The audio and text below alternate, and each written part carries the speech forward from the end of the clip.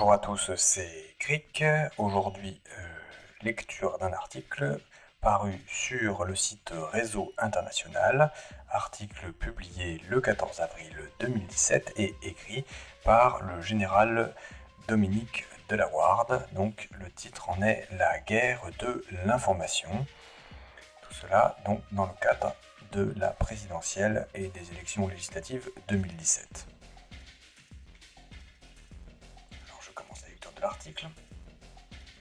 Information et désinformation sont largement utilisées en temps de crise, de guerre ou d'élection présidentielle pour façonner les opinions publiques et les amener à accepter plus facilement les décisions lourdes qui pourraient être prises pour maintenir leur morale et leur adhésion à la cause nationale en temps de guerre ou de crise, pour orienter le vote des électeurs, fabriquer ou détruire un candidat lors d'élections nationales.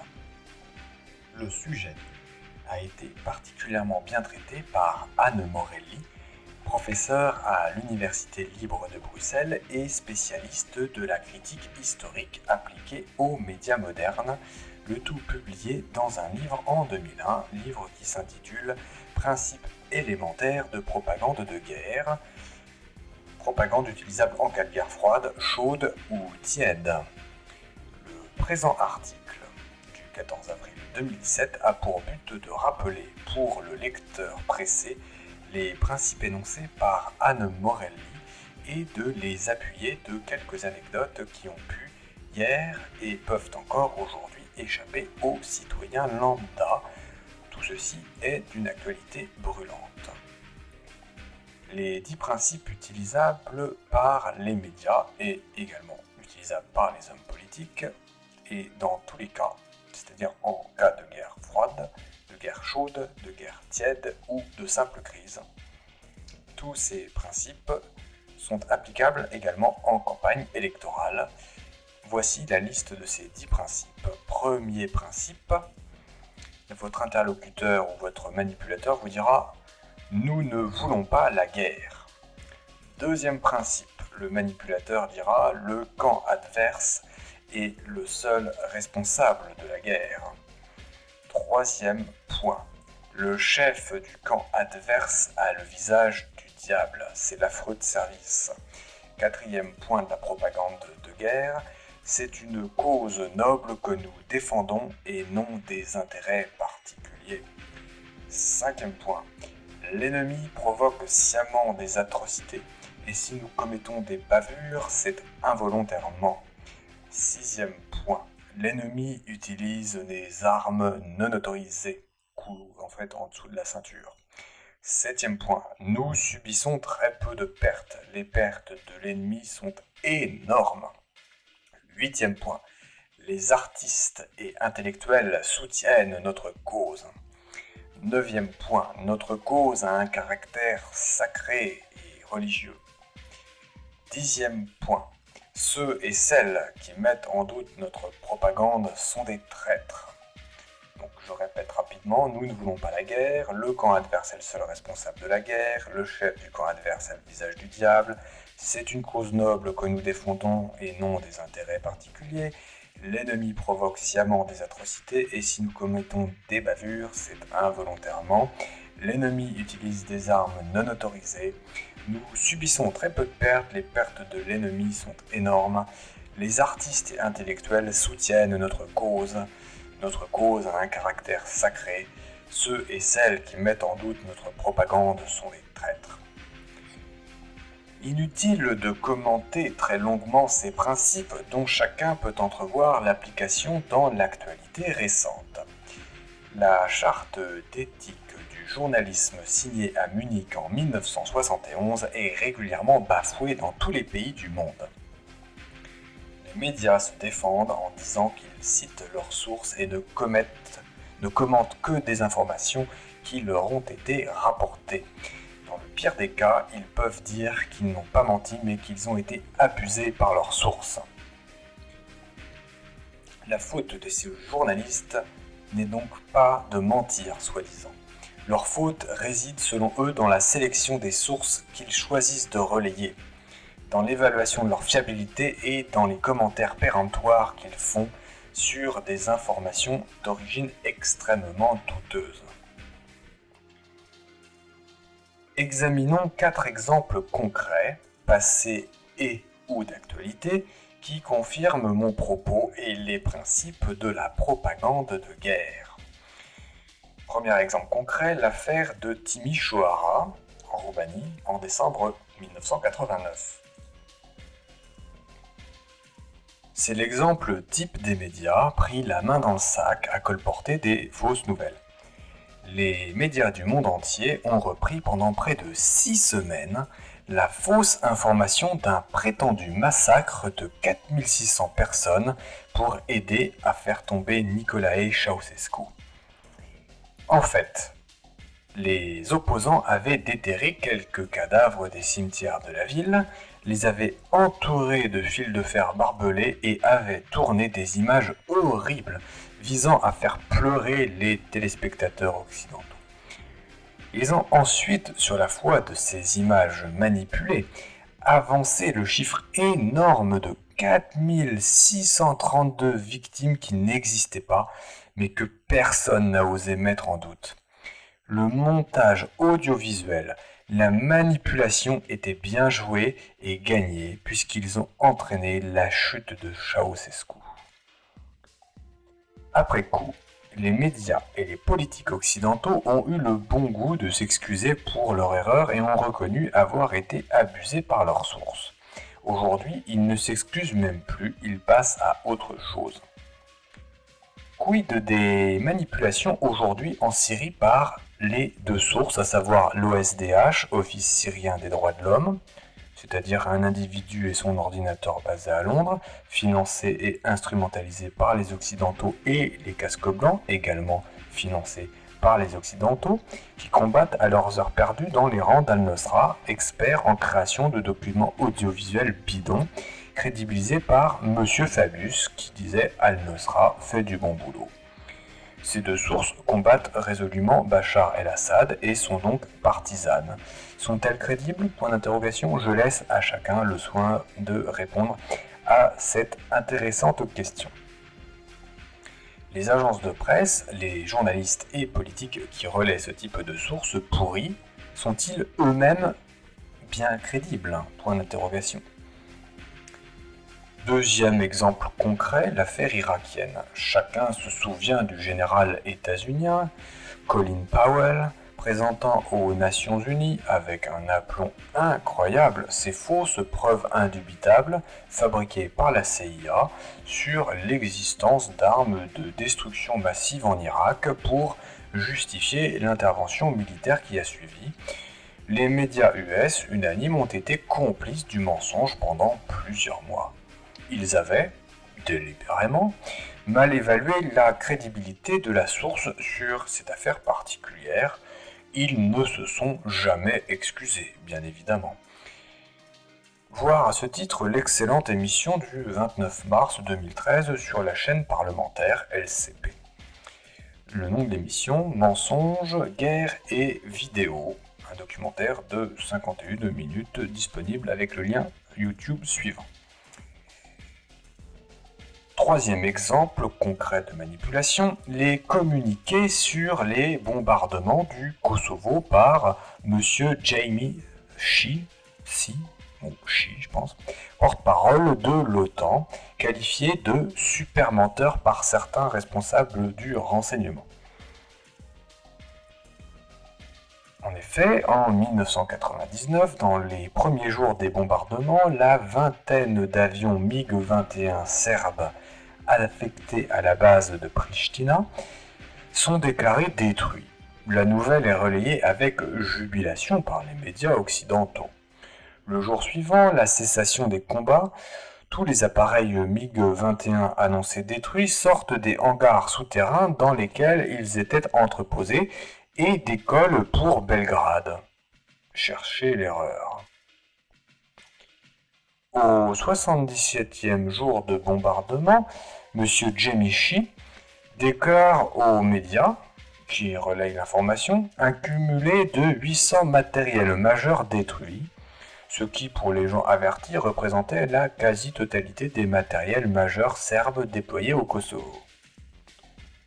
Dans le comptage qui a été effectué au moment du retrait des forces serbes du Kosovo, moins de 30 matériels majeurs manquaient à l'appel. Les forces armées serbes étaient donc quasiment intactes après 78 jours de bombardement. La Serbie n'avait cédé que parce que son infrastructure civile était détruite, à savoir les usines, les installations électriques, les routes et les ponts. C'est-à-dire que ce sont les civils qui trinquent et non pas l'armée. Les états-majors et les politiques pouvaient difficilement vendre à l'opinion de leur pays qu'ils s'attaquaient principalement à l'infrastructure civile. L'OTAN devait inventer des communiqués de victoire militaire, armée contre armée, ce qui n'existait pas vraiment dans la réalité. Un communiqué militaire, de quelque camp qu'il vienne, est très rarement crédible. En effet, le principe numéro 7 énoncé tout à l'heure au tout début de la vidéo, principe numéro 7 d'Anne Morelli, est toujours appliqué, à savoir, principe numéro 7, nous subissons très peu de pertes, les pertes de l'ennemi sont énormes. Personne ne peut croire un seul instant aujourd'hui les communiqués du Pentagone, relayés avec servilité par les médias occidentaux, affirmant que la frappe des États-Unis du 7 avril 2017 aurait détruit 20% de l'armée de l'air syrienne sur la base de Shayrat, au sud de la Syrie. En tout cas, pas moi. Moi, je n'y crois pas. Surtout après les pieux mensonges des communiqués otaniens observés dans l'affaire du Kosovo. Ceci n'était pas un secret militaire, mais relevait de l'information ouverte dans les jours qui ont suivi l'arrêt des combats. Quatrième exemple concret, le bombardement de l'Irak par le président des États-Unis, Bill Clinton, le 16 décembre 1998. Donc c'est la guerre du Golfe. La veille de l'examen de sa destitution par la Chambre des représentants pour ses mensonges dans l'affaire Monica Lewinsky, le président américain Clinton déclenche des frappes sur l'Irak pour des raisons de politique intérieure évidentes. C'est l'opération Desert ou Desert Fox, je ne sais pas. 415 missiles Tomahawks sont tirés sur l'Irak, faisant de 600 à 2000 tués en 3 jours. Les Irakiens ont payé très cher l'affaire Lewinsky. Vous savez, Lewinsky, c'était la prostituée du président Clinton, qui était également sa secrétaire, paraît-il. L'état-major US publie un BDA, Battron Damage Assessment, ou estimation des résultats de ces tirs. Donc le Battron Damage Assessment.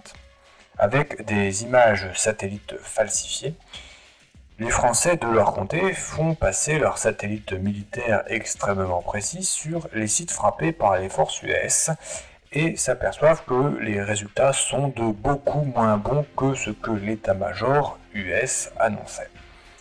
Les images ont été communiquées à nos amis américains qui ne s'imaginaient pas qu'un pays ait la capacité de vérifier la qualité de leur travail et la fiabilité de leur communiqué de victoire. 3 petits points. Doit-on croire aujourd'hui le BDA états-unien sur la Syrie ? Personnellement, je n'y crois pas.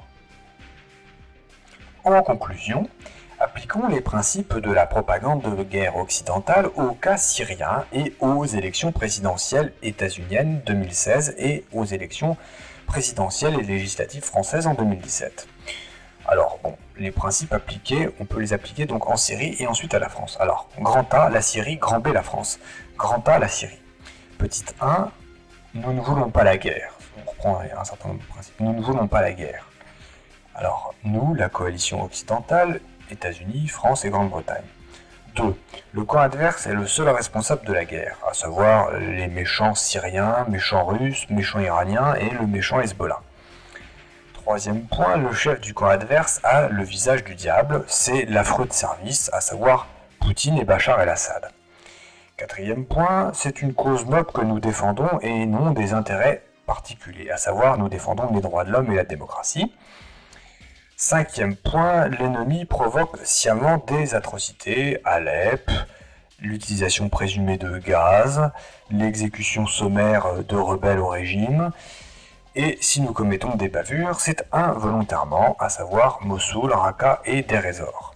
C'est-à-dire que Bachar et Poutine sont des salauds, Alep et l'utilisation de gaz. Quant à nous, nous commettons des bavures, mais c'est involontairement, à savoir on bombarde Mossoul, Raqqa, Deir ez-Zor, et on évite de trop en parler. Ça, ce sont les bombardements de l'OTAN et de la coalition internationale. Sixième point, l'ennemi utilise des armes non autorisées, armes chimiques présumées. Vous avez le camp du bien qui lutte contre le camp du mal qui lui utilise soi-disant des armes chimiques, alors que la situation est évidemment bien plus complexe. Septième point, nous subissons très peu de pertes, les pertes de l'ennemi sont énormes. Soi-disant, 20% de l'aviation syrienne aurait été détruite le 7 avril 2017 par la frappe de Donald Trump avec ses 59 missiles Tomahawk qui sont loin d'avoir touché leur cible dans leur intégralité. Huitième point. Les artistes et intellectuels soutiennent notre cause, à savoir BHL, multiples réactions à la télévision. Neuvième point, notre cause a un caractère sacré. Les droits de l'homme et la démocratie sont en effet sacrés. On ne parlera bien évidemment pas du pétrole et du gaz. Dixième point, ceux et celles qui mettent en doute notre propagande sont des traîtres. Moi par exemple, moi à savoir le général Dominique Delawarde, général français, spécialiste en stratégie. Le mensonge est évidemment omniprésent dans chacune des 10 rubriques ci-dessus et ci-dessous. Maintenant, nous allons faire l'application des principes d'Anne Morelli aux campagnes électorales états-uniennes et françaises, donc grand B, élection présidentielle US 2016 et élection présidentielle française 2017. On reprend les 10 points, à savoir le point 1, nous ne voulons pas la guerre. Nous voulons le rassemblement des Français ou des Américains. Petit 2, le camp adverse est le seul responsable de la guerre, c'est le parti adverse, le seul responsable de la division. La même chose chez les Français et chez les Américains, il y a toujours les mauvais candidats qu'on dénonce. À savoir soit Trump, soit Marine Le Pen, soit Asselineau, soit François Fillon, soit l'extrême gauche, voilà, donc c'est toujours une polarisation. Troisième point, le chef du camp adverse a le visage du diable ou de la faute service. Par exemple Fillon, le corrompu, Marine Le Pen mise en examen, Trump violeur en série, homophobe et raciste, islamophobe aussi. Quatrième point, c'est une cause noble que nous défendons et non des intérêts particuliers. Nous sommes ni de gauche ni de droite, mais nous sommes en marche pour le rassemblement. Cinquième point, l'ennemi provoque sciemment des atrocités. À savoir casse sociale, réduction du nombre des fonctionnaires, sécurité sociale, ils sont anti-Europe, ils sont pour Marine Le Pen, ils sont pour construire des murs, pour l'expulsion des illégaux, pour l'abandon de la sécurité sociale américaine, à savoir l'Obamacare, ça c'est ce qu'on a été reproché à Trump. Et si nous commettons des bavures, c'est involontairement. Si on nous augmente les impôts, c'est pas de notre faute. Sixième point, l'ennemi utilise des armes non autorisées, le salaud. Mon adversaire vous ment. Il bénéficie de l'appui des banques et des lobbies, des instituts de sondage et des médias. Mais moi, bien évidemment, je n'en bénéficie pas. Septième point. Nous subissons très peu de pertes. Les pertes de l'ennemi sont énormes. Nous sommes en tête, nous avons d'excellents sondages. L'adversaire en a de moins bons ou de mauvais.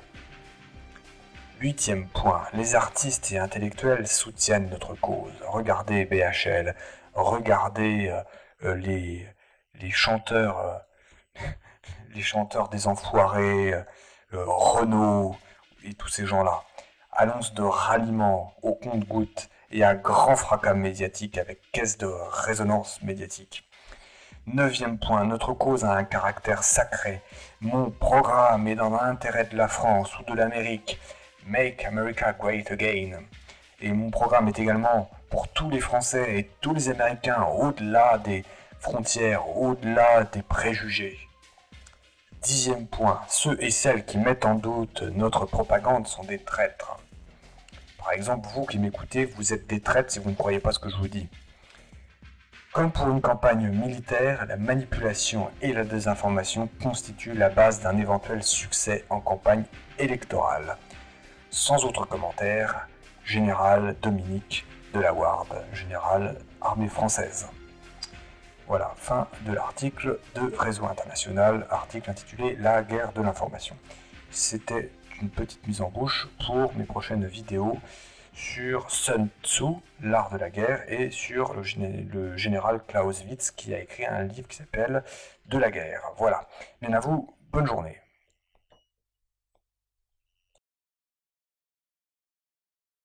To the performer and the man of theatre William Fabre.